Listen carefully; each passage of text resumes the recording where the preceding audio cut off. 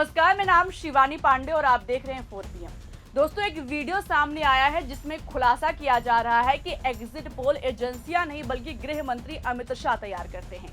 अमित शाह जो लिख कर देते हैं वही मीडिया वाले दिखा देते हैं। एक तरफ ऐसी खबरें सामने आई तो वहीं दूसरी तरफ खबर सामने आ रही है कि गोदी मीडिया का भाजपा की जीत वाला एग्जिट पोल झूठा साबित हो गया है।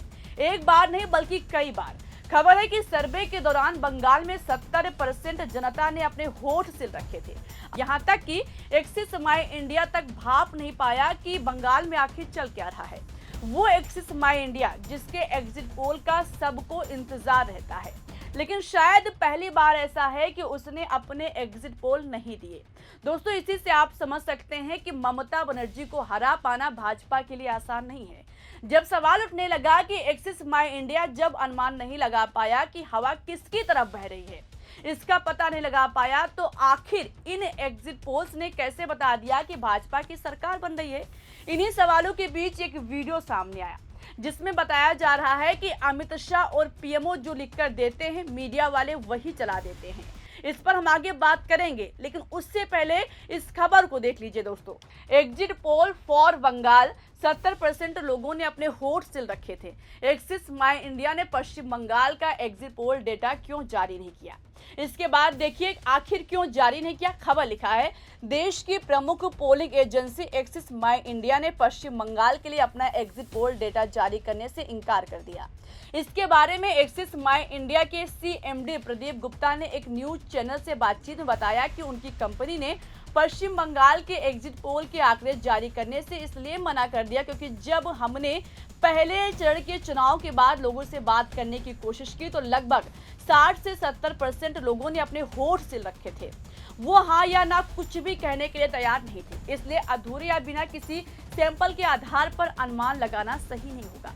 इसलिए जब तक हमारा सैंपल प्रतिनिधि नहीं हो जाता, यानी 20 से 30% सैंपल के आधार पर, हमें नहीं लगता कि कोई भी संख्या का अनुमान लगाना सही है। हम अपना आंकड़ा नहीं दे सकते। दोस्तों, प्रदीप गुप्ता ने कहा कि 30 अप्रैल को एक बार फिर कोशिश करेंगे। हो सकता है कि अब जब चुनाव हो चुके हैं तो लोग ज्यादा सहज महसूस करें, उसके बाद ही वो अपना एग्जिट पोल जारी करेंगे। अब दोस्तों, प्रदीप गुप्ता की इस बात से आप समझ सकते हैं कि असल में बंगाल में किसकी सत्ता में वापसी हो रही है और कौन एक बार फिर विपक्ष में जा रहा है।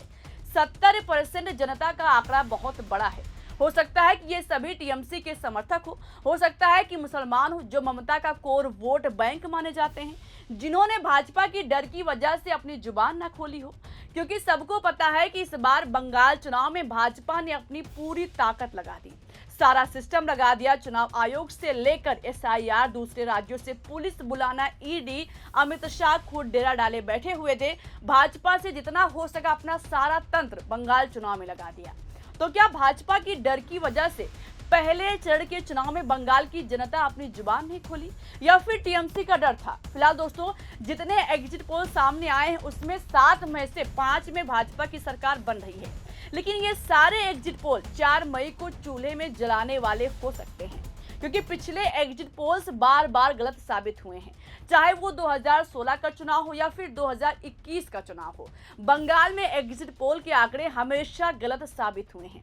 2019 के लोकसभा चुनाव में भाजपा ने बंगाल में 18 सीटें जीती थी और वोट शेयर करीब 40% पहुंच गया था। इसी के आधार पर ज्यादातर नेशनल एजेंसियों ने 2021 में भाजपा की जीत का अनुमान लगाया। कुछ तो ममता बनर्जी की सरकार गिरने की भी बात कर रहे थे, लेकिन नतीजा कुछ और ही निकला। टीएमसी ने 215 सीटों की भारी जीत हासिल की, भाजपा को सिर्फ 77 सीटें मिली। बाद में राजनीति को समझने वाले लोगों ने माना कि साइलेंट महिला वोटरों की वजह से टीएमसी की छप्पर फाड़ जीत हुई है। 2016 के चुनाव में भी यही हुआ। ज्यादातर एग्जिट पोल्स ने टीएमसी की आसान जीत बताई, लेकिन किसी ने 211 सीटों की भारी जीत का अंदाजा नहीं लगाया था। उस समय वाम कांग्रेस गठबंधन बुरी तरह टूट गया था। 2024 के लोकसभा चुनाव में भी एग्जिट पोल्स ने भाजपा को 25 से 30 सीटें देने का अनुमान लगाया था, लेकिन टीएमसी ने 29 सीटें जीतकर एक बार फिर सबको चौंका दिया।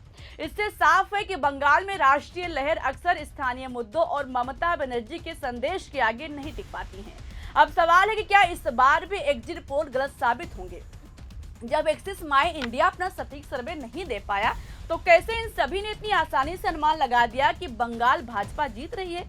बिहार 2025 के चुनाव में तेजस्वी यादव ने कहा था कि एग्जिट पोल एजेंसियां नहीं बल्कि पीएमओ और अमित शाह तैयार करते हैं। सुनिए तो। ये जो पीएमओ से जो तय होकर के आता है, जो अमित शाह जी अपने कलम से लिख करके देते हैं फल्ला चैनल को, फल्ला चैनल को, फल्ला चैनल को, वही बेचारे मीडिया वाले जो है बयान अपना कहते हैं, बोलते हैं। दोस्तों, आज सत्ता की आंखों में आंख डालकर पत्रकारिता करना मुश्किल हो गया है। हमारे 4 PM नेशनल यूट्यूब और फेसबुक चैनल को, जिससे आपका प्यार और विश्वास हमेशा से मिलता रहा है, उसे बंद करके सरकार ने ये साबित कर दिया है कि वो आपके सवालों से कितना डरती है। मुश्किल दौर है, लेकिन हम ना रुके थे और ना ही रुकेंगे।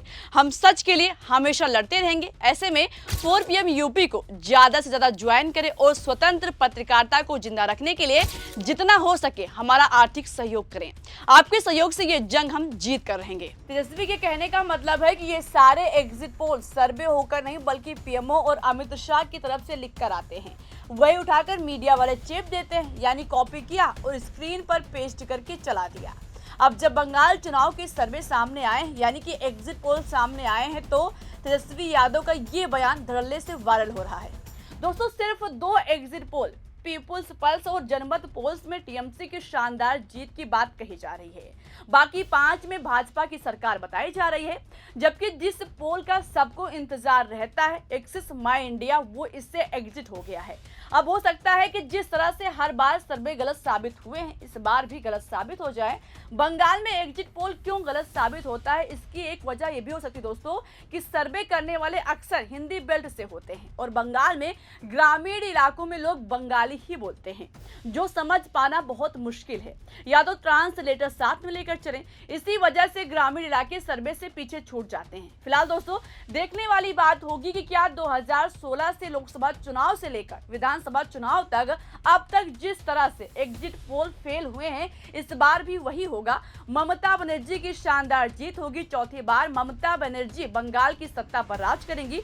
इसका फैसला 4 मई को होगा। लेकिन इस पर अभी आपको क्या लगता है, अपनी राय बताइएगा। वीडियो को लाइक कीजिएगा, शेयर कीजिएगा। 4 PM को देखते रहिएगा। नमस्कार।